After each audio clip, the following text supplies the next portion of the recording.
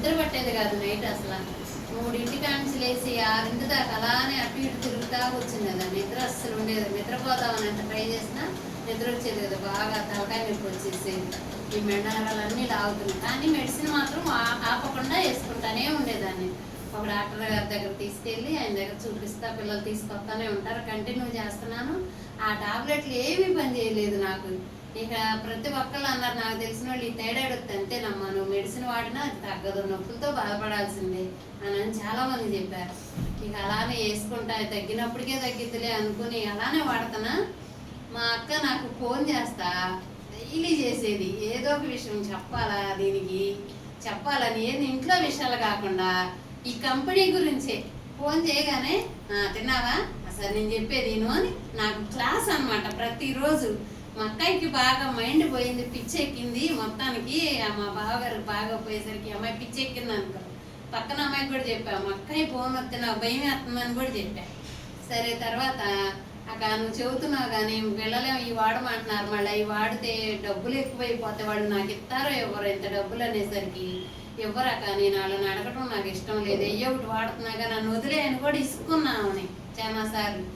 లాస్ట్కి నువ్వు కొనొద్దులే కానీ ముందు ఐడి చెప్పి అని ఒకసారి అన్నోళ్ళని తీసుకొని వచ్చి ఐడి చేయించి, మా పిల్లలు అన్నారు మేము ఇప్పిస్తున్నాం అమ్మా, నువ్వెందుకు మందులు వాడట్లేదని ఏమని చెప్పావా, నీకు బాగోట్లేదని పెద్దమ్మ చెప్పి తీసుకొచ్చావా వాళ్ళని అని అంటే, ఏం లేదు నానంటే వద్దు అవన్నీ ఏం వాడుతుందని ఐడి కూడా మళ్ళీ క్యాన్సిల్ కొట్టిచ్చేసారు మా పిల్లలు. సరే మళ్ళీ రెండోసారి నాకు చెప్పా పెట్టకుండా ఆయిల్ బాటిల్ తీసుకొచ్చి ఇచ్చి వెళ్ళింది, అక్క నువ్వు వాడు, నువ్వు ఎవరిని పట్టించుకో మాకు, ఎవరేమన్నా పట్టించుకో మాకు, ముందు నీకు థైరాయిడ్ తగ్గిద్ది నా మాట నువ్వు డబ్బులు ఇవ్వైనా నాకు బాధ లేదు, నువ్వు ముందు వాడని ఆయిల్ బాటిల్ ఇచ్చేళ్ళింది.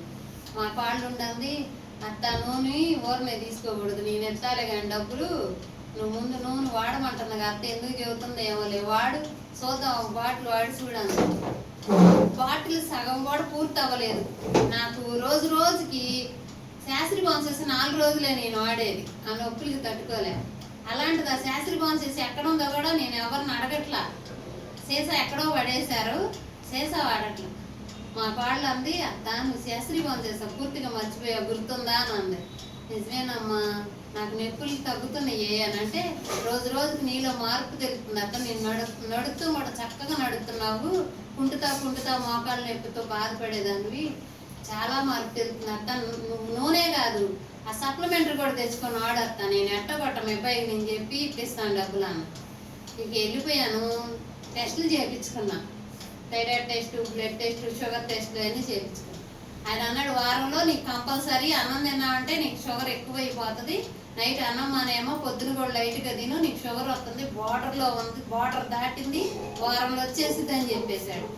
అదొక టెన్షన్ పట్టుకుంది, ఇదేందయ్యా ఈ నొప్పులు తగ్గుతున్నాయిలే అనుకుంటే నేను షుగర్ వస్తుందని చెప్పాడని ఆ రిపోర్ట్లన్నీ తీసుకొని వచ్చి వెస్టేజ్ కంపెనీకి నిర్మాణీల ద్వారా మన శ్రీనివాస్ సార్ ద్వారా స్టోర్కి రావటం జరిగింది. నాకు డాక్టర్ గారు కట్టిబాబు సార్ గారితో మాట్లాడాను, నా బాధ ఏదో చెప్పాను సార్ గారికి, నాకు సప్లిమెంట్ రాశారు, ఈ రిపోర్ట్లను ఆయనకి పెట్టాను. సప్లిమెంట్ వాడిన 4 రోజులకే మళ్ళీ టెస్ట్ చేయించుకున్నాము. మళ్ళీ నువ్వు 4 రోజులకి షుగర్ టెస్ట్ చేయించుకో బాటిల్లో ఉందని చెప్పారు. కానీ మా అబ్బాయి అన్నాడు సరేనా అని టెస్ట్ చేయించుకున్నాను. తిన్నాక తినకముందు ఒకరోజు చేయించుకున్నాక అసలు షుగరు బార్డర్లో కాదు కదా, అసలు నీకు షుగర్ రాదమ్మా అని చెప్పాడు టెస్ట్ చేసిన ఆయన. ఇదేంటండి మళ్ళీ ఆ రిపోర్ట్స్ డాక్టర్ గారికి చూపించాను. అవునమ్మా చాలా మంచి రిలాక్స్ వచ్చింది, నీకు ముందు నొప్పులు తగ్గినాయి, షుగర్ కూడా బారిపోయిందమ్మా, నీ దగ్గరకు రాదంటమ్మా అన్నారు డాక్టర్ గారు. రిపోర్ట్స్ చూపించాను. నాకు మా అక్క ద్వారా మరి ఇంత మంచి టీం మాకు ఇచ్చారు.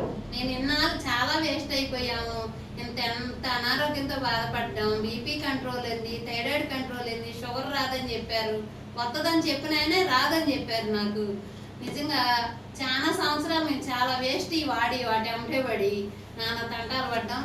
ఇప్పుడు మాత్రం బంగారు లాంటి కచ్చిబాబు సార్ మనకి టీం లీడర్గా మనకి దొరికినందుకు చాలా అదృష్టవంతులం. ముందు ఆరోగ్యం ఉన్నవాడే కోటీశ్వరుడని మన మీటింగ్లో చెప్పారు. నాకు మాత్రం మంచి ఆరోగ్యం ఇచ్చాడు దేవుడి దయ వల్ల. నేను చాలా హెల్తీగా ఉన్నాను, నడవగలుగుతున్నాను, మెట్లు ఎక్కుతున్నాను. మెట్లు అసలు ఎక్కాలంటే రొప్పి వచ్చేసేది నాకు. మెట్లు రోజుకు 4-5 సార్లు ఎక్కుతున్నాను పైకి కిందకి. పొద్దున పూట గంట సేపు వాకింగ్ చేస్తాను సార్, 5ంటికి లేచి. నేను చాలా హెల్తీగా ఉన్నాను, ఇప్పుడు వాటికి చాలా మంచి ఆరోగ్యం ఉన్నాను. అందరికీ